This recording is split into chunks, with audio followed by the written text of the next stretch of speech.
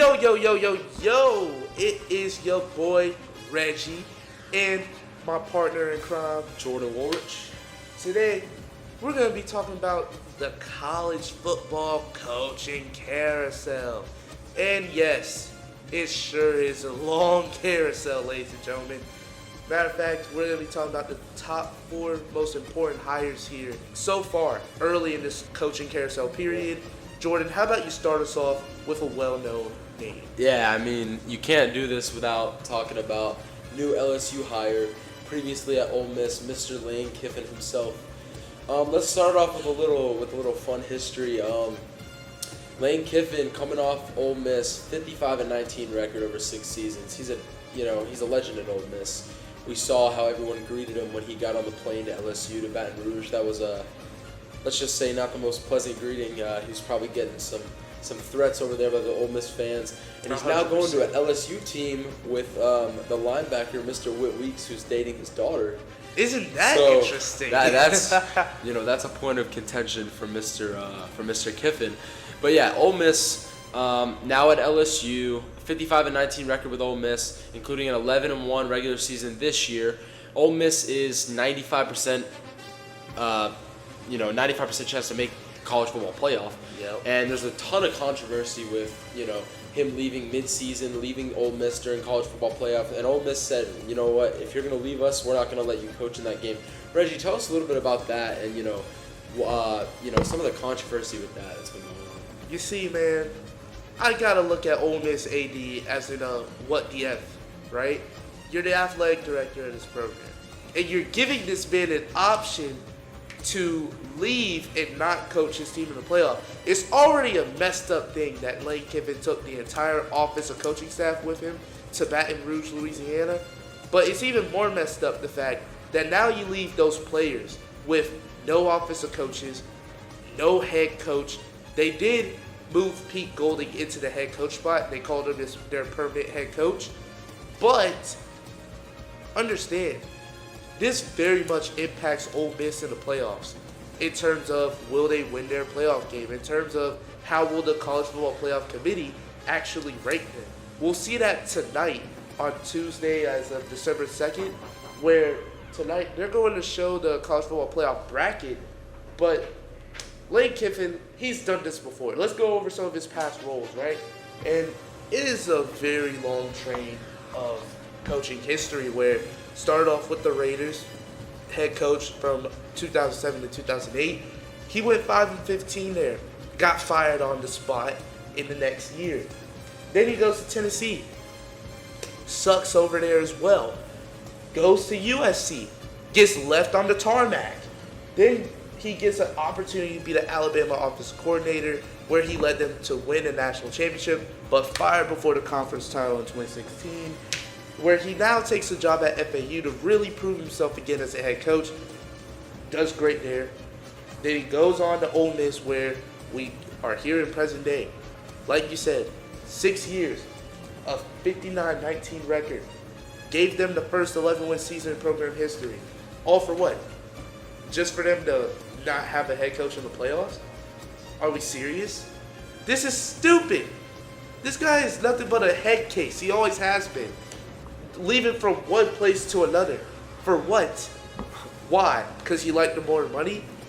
Because you want Landry to be with her new boyfriend? Like, come on. Yeah, I mean, I think we're being a little harsh on Mr. Kiffin. I think he's a good guy, but at the end of the day, a couple business decisions had to be made. That's what they always say. He was thinking about going to Florida, then he went to LSU, got the money. Ole Miss might get ranked lower in the college football playoff seeding, and it's just an unfortunate scenario. And they had a rough falling out, to say the least. But next up, Reggie, I'll let you start this one off. We're gonna go with Auburn Tigers' new hire, Alex Golesh from USF. Golesh led USF to a 9-3 season in 2025, 23-15 record over the 3 seasons. And he is gonna go in and replace Hugh Freeze, who was dismissed a little bit earlier this month. So give us some thoughts on that one. Here's my first thought. This is the guy that, went into the swamp and came out. They say only Gators come out alive this past year. That was not true. Especially with USF. USF, They killed us. Alex Golesh, he's actually an awesome head coach. This guy, he was the offensive coordinator for Tennessee in 2022. He led them to the nation's top offense. He was a huge reason why Hendon Hooker and Jalen Hyatt had amazing seasons, why Hyatt won the Blitzakoff, and why Hooker was at one time considered a Heisman candidate. Now he goes to South Florida as the head coach, builds them up. This year was by far their best year. It put them on national recognition. I feel like, personally, he should have stayed. You know, in South Florida, there's a lot of those kids who get rejected from Miami and Florida. You get those guys, they're hungry. They're wanting revenge. So you get those guys, you bring them together. For them to simply beat the crap out of Florida and Miami the way they did Florida this past year. Those kids were hungry for a win. You see more of that there than Auburn, which, by the way, Auburn, great hire. I would give you a solid B+ on this hire. Going off of that with Auburn, I mean, this Auburn team, you know, a 5-7 season where historically they've been very good in the football realm. They obviously needed a little switch up. USF would have loved to keep Golesh, but at the end of the day, he's getting a 6-year deal to go to Auburn, a well-known football school. You know, historically has had the better time with the top, 4 and 5 star recruits. So I think this is a good move for Auburn. USF, I'm sure they'll find someone. You know, they're coming off one of their best seasons in the last 5 or 10 years. So they really had something to prove, and they were in contention for the playoff at some point, actually. Yeah. But Byron Brown, he was balling this year, so can't wait to see what Alex Golesh does. If Byron Brown goes to Auburn, that's a storyline you can look at. Or if he's able to convince Deuce Knight to stay and he develops him at quarterback, that's another huge storyline. Yeah. So it's going to be exciting to see what he does with Auburn. But let's go on to the next coaching hire that we have Mr. here. John Sumrall, the Florida Gators. Go Gators, Let's talk baby. About Go it. Gators. Yeah, Reggie. You already know me. Go Gators. We got a couple Gators fans in here in the pod room, so let's just talk about Mr. John Sumrall. Of course, the Gators, with Napier getting fired earlier this year, the Gators were looking at Kiffin. They got outbidded. Kiffin expressed that he would rather go to LSU. He ends up going to LSU, but they get John Sumrall from Tulane Green Wave, multi-year contract. Tulane's had one of their best seasons in a while. They could even be in the college football playoff. They're about to win their conference possibly. His record, Sumrall's record with Tulane, 42-11 over 4 seasons between Tulane and Troy in college football. Tulane 10-2 this year, heading into the conference title game. Once again, they have a very good shot at winning that and going to the college football playoff. He's going to replace Napier, fired midseason. Safe to say that the Florida fans were, ready for Napier to leave.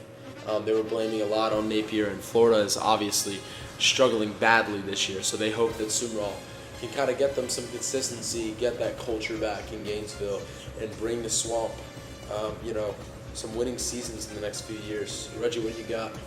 So to give y'all a little bit of coaching history here, John Sumrall started off as a Kentucky inside linebacker. And because of that, he went back to his roots. He went to Kentucky to be the inside linebackers coach, which you would probably do too if you was a player of that alma mater and you're trying to help them out. Because of that, he ended up gaining recognition, appreciation. He started off his head coaching journey, though, in the Sun Belt where Napier came, which is why a lot of fans, were skeptical. Actually, rather more than skeptical, they were furious because they felt they were going after another kind of a Billy Napier style of coach, when in all actuality, I look at everywhere this guy's been to, all he does is win. At Troy, from 2022 to 2023, 23-4 record combined, back-to-back Sun Belt titles. At Tulane, the 2 years he's been at Tulane, the years he's been at Tulane, he's put together amazing. And at Troy right before that. Yeah, I said that. I said Troy right before that. He's proven to be a winner.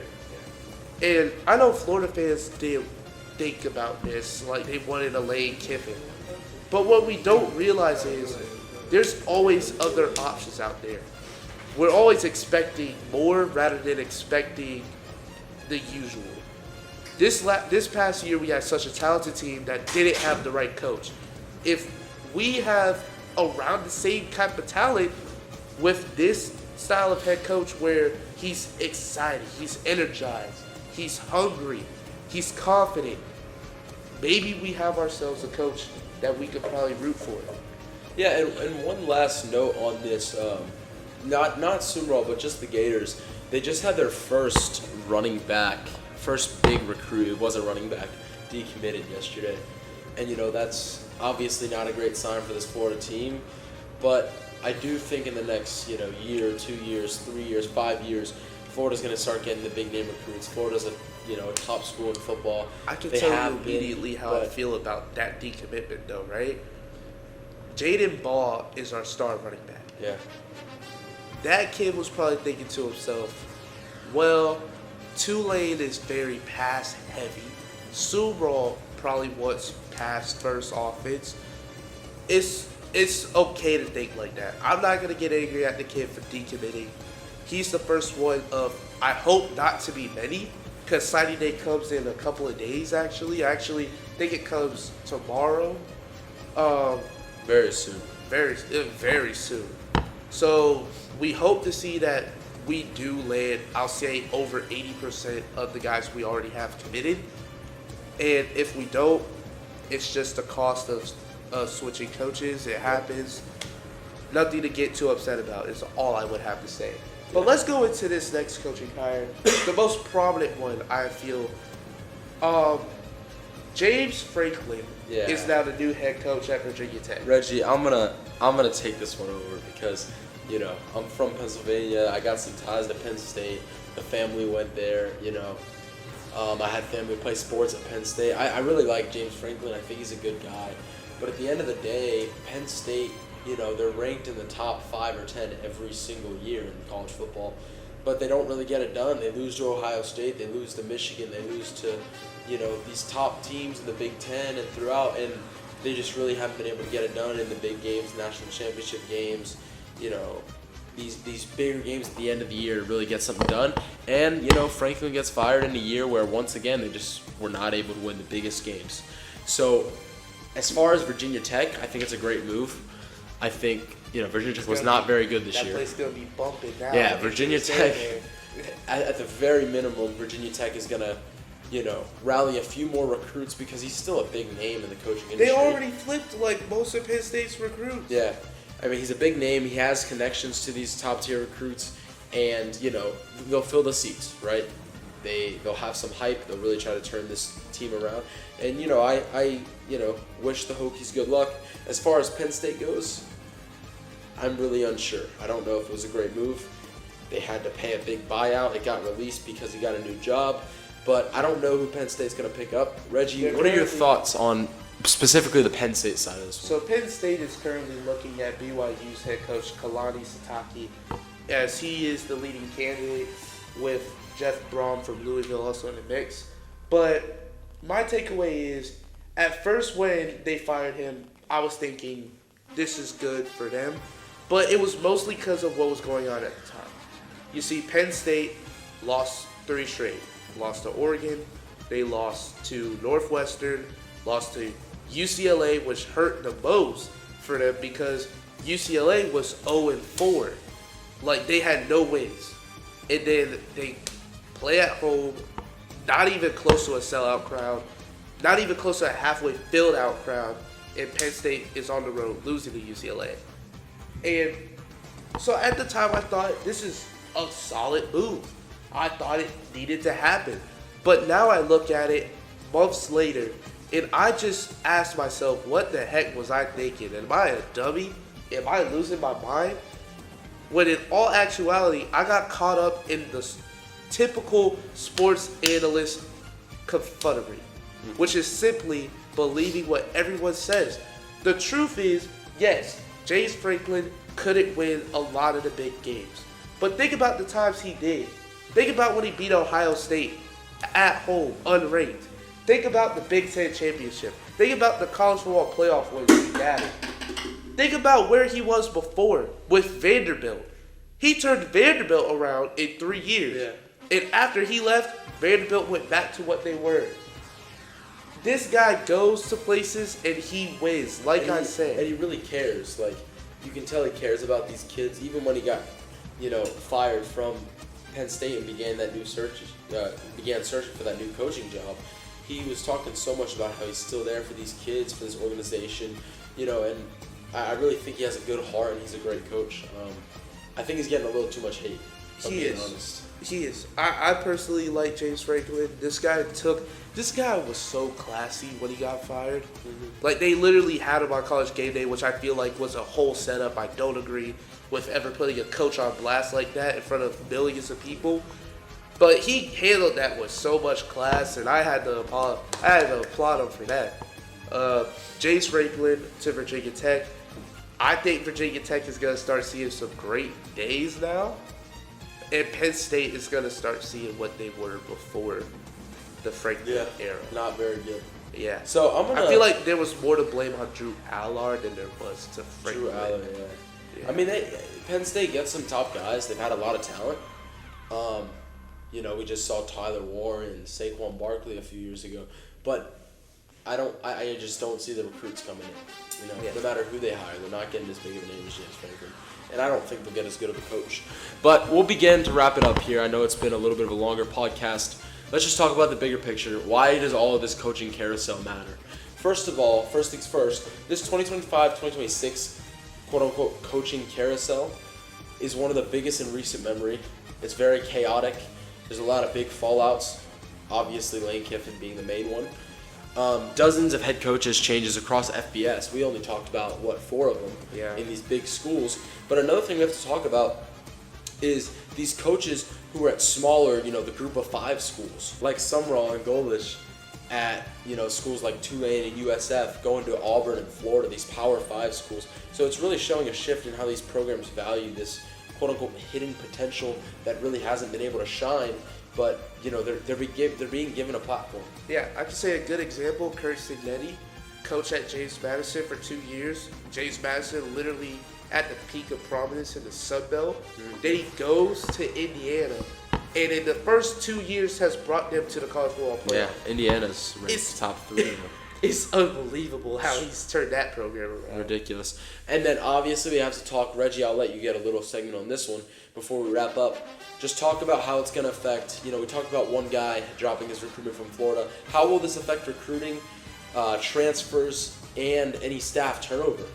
We're talking about, Kiffin bringing the coordinator, stuff like that. So in terms of staff turnover, I know for Florida, they said in Sumrall's contract he has to hire an explosive offensive coordinator. And so that's something that he's going to be looking at. He's going to be looking for a defensive coordinator or defensive guys that fit his mindset. I want him to keep Ron Roberts as DC. I feel like our defense was great this year. For Auburn, in terms of Golish, I think you're going to see a lot more turnaround in Auburn. There's a high chance you lose Deuce Knight, high chance you lose Cam Coleman, high chance you probably aren't going to be able to retain a lot of those players that were elite for you the past year. And you hope that you could easily turn that around, but it's not going to be easy. That's the challenge for Golish. The challenge for Kiffin, simple. Now there's pressure on your back every single day in Baton Rouge versus in Oxford. If you lost 3 games a year, you were fine. You would not be on the hot seat. At LSU, it's a big name. They're a huge name. Now you have to face the consequences if you lose 3 games per year. Especially with the price tag that they put up for it. Exactly. It's for LSU, they have a good recruiting class right now. I believe top 5 in the country, according to 247 Sports. But LSU still does not have that top tier talent as of right now. They're going to lose a lot of that talent right now to either the draft or transfer portal. And we'll see how Kiffin works with that. And then finally with James Franklin, we already mentioned that he's flipped a couple of Penn State recruits. I don't say he flips the entire class. It's not possible to do that. But a lot of guys. But there's a good amount of players that are going. And transfers. Yeah. The portal is important in today's world of college football. Yep. That's So- where you see a lot of talent. That will do it for us today. In the next episode, we're going to go mainly NFL, but we want to talk about, and we won't do it today because we're a little over time, we want to talk about, this whole scene of college football coaches and how they're being taken out of their roles mid-season. But, be there with us next week. Follow where you get your podcasts, subscribes, and Reggie, close us out.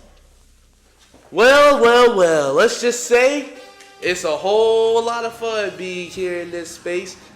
College football is still better than the NFL. I'm here with my partner in crime, Jordan Woolridge, and we are out.